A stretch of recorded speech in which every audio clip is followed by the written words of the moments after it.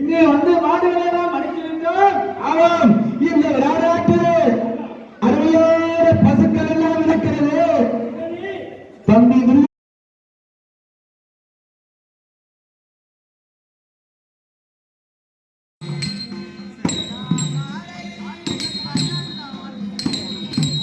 இது வெளிச்சம் தான் அடிக்குது இல்லை?